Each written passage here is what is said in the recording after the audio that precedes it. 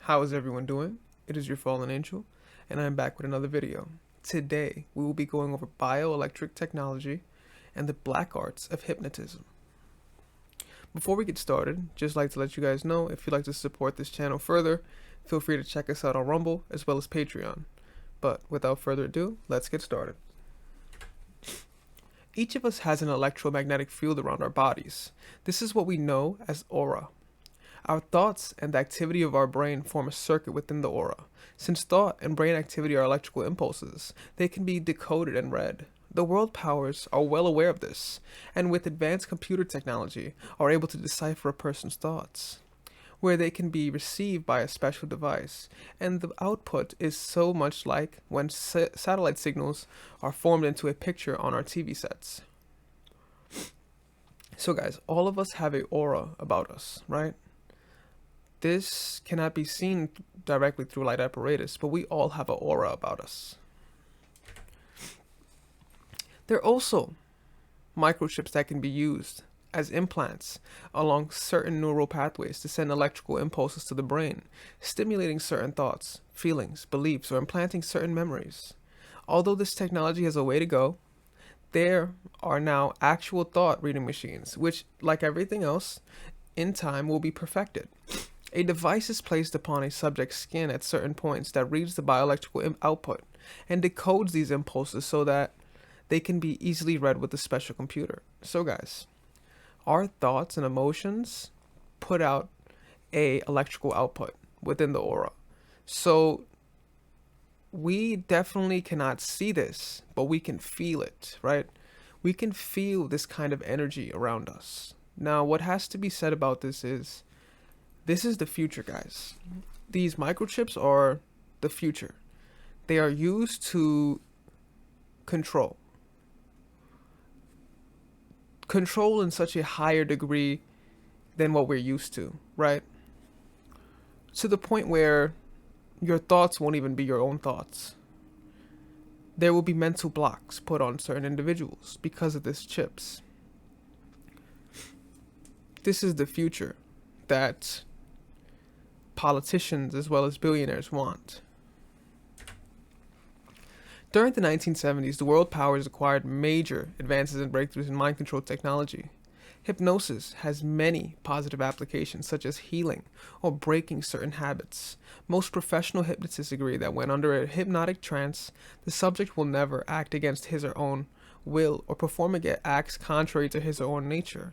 This, in reality, is false. A trained and confident operator can impel a subject to do anything he or she commands him or her to do, unless there's an extremely powerful aversion within the subject, or if the will of the subject is exceptionally strong. So guys, for the most part, an operator can break the subject. For the most part, willpower can be broken through, right? Especially when the operator knows how to build rapport, build trust, and understand how to truly control the subject. And it could happen through multiple sessions. It could happen through barbiturates such as drug use, LSDs, and things of that nature. This is known as MK, right? 20% of the population are perfect subjects for hypnosis, above average intelligence, the existence of imaginary playmate in childhood, a strong tendency in daydreaming and fantasy, and the will to comply make one a desirable candidate. So guys, with that being said, we understand that there's a plethora of people who can be perfect for this, right? Because they will blindlessly follow. Now, this is not to say that that is a bad thing, but there's a lot of people that live in fear, right? When certain events happen in global affairs, whether that be a pandemic, whether that be wars, or whatever that's going on around the world, often people are so in fear of the propaganda they see that they will blindlessly comply without understanding what's going on, right? They will not understand what's truly going on, but they will blindlessly follow because they just want to survive. They really don't really care about what is really going on. They just care about survival and normative behavior in essence, and following the trends, right? Because no one wants to be labeled a black sheep, right? In the black arts of hypnotism, the hypnotist and the subject form a master-slave relationships, or a paternal type of relationship, like a a father relationship, right? The subject must be isolated from friends and family and spend much time alone with the operator, where a rapport is established, as in government experiments or sometimes as one does with a cellmate in prison. An emotional rapport is very important in establishing trust and obedience. The operator must come across as a good listener and show supposed genuine interest in the subject. The subject is made to feel comfortable around the operator and can be open with him or her. This is similar to Stockholm syndrome, right, guys? When you get captured and you feel like this is the only person that you can trust, and really it is it's torment, right? It's really not what it seems, right? The initial hypnotic induction is the most important, as it breaks through into the subject's mind and opens a door to the hypnotist. When in the alpha state, the logical mind is inactive, and one is open to all suggestions when the right side brain is fully open. The operator gives the subject the suggestion that he or she will become deeply hypnotized again. Whenever the operator gives the induction cue, this can be in words or signal. Each session induces a deeper hypnotic state, where the subject slips under the complete control of the operator. With deeper trances, the subject becomes more and more powerless against the operator. So guys, we see that the human brain can be trained to do just about anything. So with more and more power that the operator has, the less control the control will have over nuance, right? They lose that part of the discriminatory left side brain because they're so in this alpha relaxed state that they're not going to deny unless there's mental blocks in place. But these strong operators know how to overcome mental blocks. They are patient. They understand how to overcome this and truly get the control to completely submit. Artificial amnesia, also known as mind wipe, is induced by the operator suggesting to the subject that he or she will not have any conscious knowledge of the session. Further important suggestions include that the subject will not in any way be able to be hypnotized by anyone else and that he or she will act in a trance just as if awake. So it is essential that when they say these things out into fruition, when they speak these words, the subject often believes it, and they believe it to be directly true. They don't think that, well, the operator is completely wrong, he's a phony, and this can't be true. They often just blindlessly believe and blindlessly follow, right? And when they believe these thoughts, the emotions follow, and that puts out a bioelectric aura about it. This is how we can sense thoughts. This is how thoughts are sensed, because your thoughts and emotions put out an aura. And this aura sphere that we have is electric. We can't even see it, but it's out there. Once the subject is easily hypnotized by the operator, the mind and personality can then be conditioned. Childhood playmates are often extensions of one's personality, especially in those who are a weaker character and will not fight back personally or defend themselves. The imaginary playmate can fight back and get angry, whereas the child cannot. Often there is an abusive parent to whom the angry thoughts and actions of the playmate are directed against. During the initial conditioning phase of the session, the operator regresses the subject into a childhood.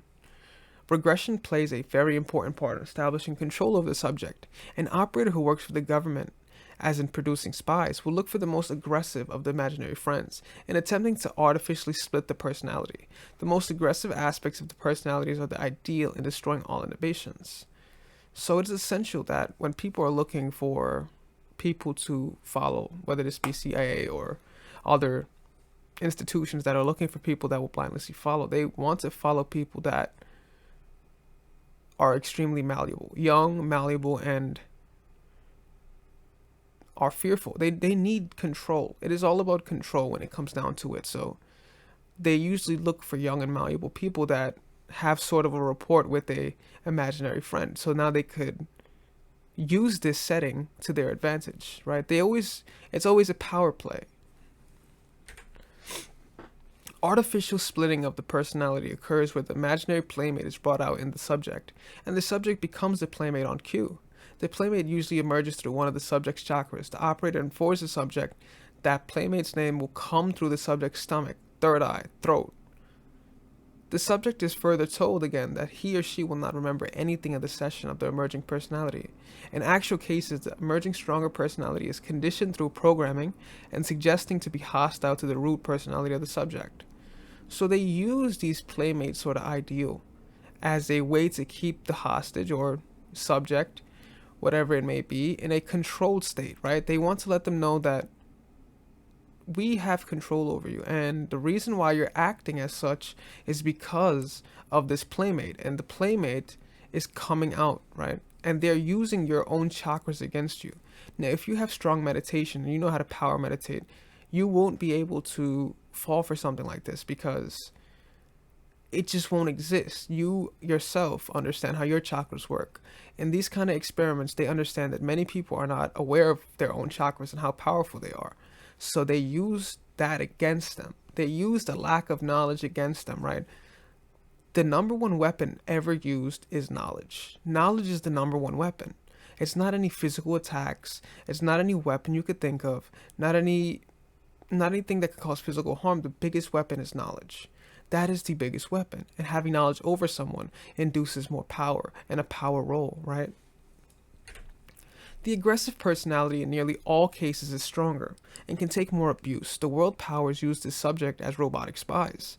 Extensive programming is instilled in the aggressive personality so that they will never divulge certain information. Even under torture, the root personality, who is amnesiac of the entire experience, is often the one who endures systematic torture. With no memory or recall of the information that the interrogator is attempting to force them to reveal. So, when they split these personalities, they want to make sure that the person that's inside who you really are is in fear of that aggressive personality. They want to make it seem like you don't know who that other side is. And they use that other side against you, right? So that you never give in and that you understand your place in this institution. You understand where you stand. You understand that you do not go against orders. This is how the operator maintains control when they put you in an amnesic state. These alpha waves is where you're most susceptible to new ideals and new morals and ethics in that sense. Through repeated sessions, the personality is brought out more and more and becomes much stronger, completely splitting off the root. The subject, due to being programmed not to remember, has no knowledge, only gaps in time and missing pieces in the memory. Much time slips by unnoticed and is unaccounted for. So what happens in this programming is when they tell you that you will not recall anything from this session, and they believe it, they truly will believe that nothing has happened. And within that time frame of what was going on, they either find ways to make sure that you follow. They find ways to split your personality. They find ways to make sure that you get over phobias. They find ways to make sure that they remove mental blockades. And then once the session's over, they tell you that you will not recall anything from this session. So you can get the subject to do basically anything under this hypnotic spell, this hypnosis that's going on. You can get them to do practically anything and have them forget it as well. Further conditioning while under include talking the subject through an experience completely adherent to their nature, where the subject is made his or her mind to do something he or she would never consciously do. The subject actually experiences what the operator says. Through repeated sessions, all inhibitions are overcome, and the personality is shaped into whatever the operator wishes. This is where the subject, for example, can off anyone without any hesitation or do anything else like the operator commands. Like anything else, repeated programming is instilled and maintained in subsequent sessions. So we understand that conditioning is a reaction to the external stimuli. It's sort of like reinforced behavior. The more it's reinforced, the more it's believed, the more, even when we talk about dogs, we talk about a reward system. What the reward system really is the dog now is not waiting for the reward. What's happening is the dog is now anticipation. This is what happens. It's sort of anticipation. When you have this sort of anticipation, they think, well, this is supposed to be the byproduct of this. So when the operator is able to submerge in the subconscious of the subject, they will do what is said without hesitation. They're going to follow blindlessly. And with repeated sessions, this almost becomes natural. It almost becomes natural. It's almost natural in its nature, right? Ivan Pavlov, a Russian scientist, has understood this concept. Barbiturates can be injected into the stubborn subject that will render his or her mind open to whatever suggestions the operator wishes to instill. This is known as military psychology, or, as many people know, MK. People who use recreational drugs are extremely easy to control, either physically, psychically, as a skilled mage would do, or in an actual clinical setting. Drug use also puts holes in the protective aura that can be easily manipulated by an adept. So guys, when we talk about aura and the aura having holes, when the aura is not full, it is more malleable to new information. It's more controllable. This is why when stubborn individuals, they usually mean men or really older men that have stronger beliefs, that do not want to be controlled, right? Because they're very left brain dominant, they're very right-handed. This explains handedness. So with these individuals, to break down this barrier, it is essential that they get barbiturates injected to them, or however they make you take these medicinals,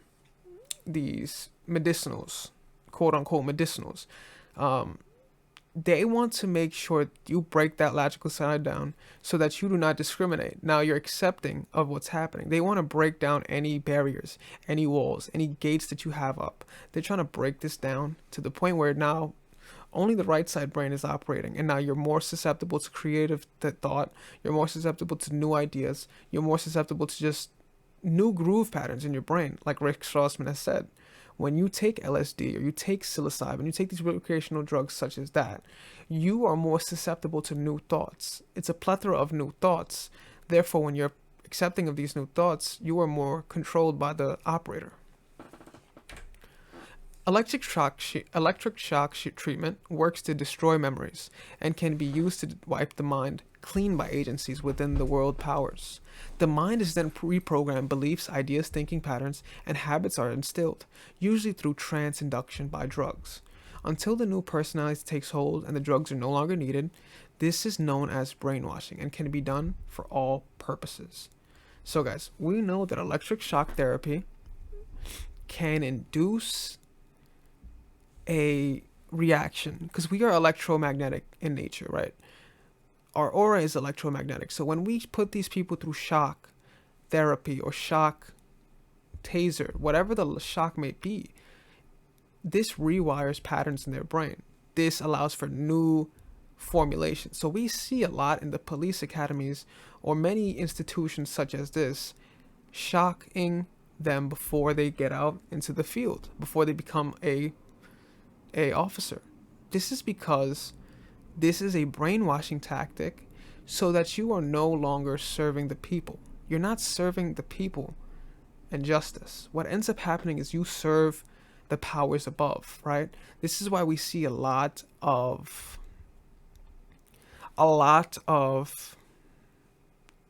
non-diligent stuff going on. We see a lot of abuse within these institutions. We see a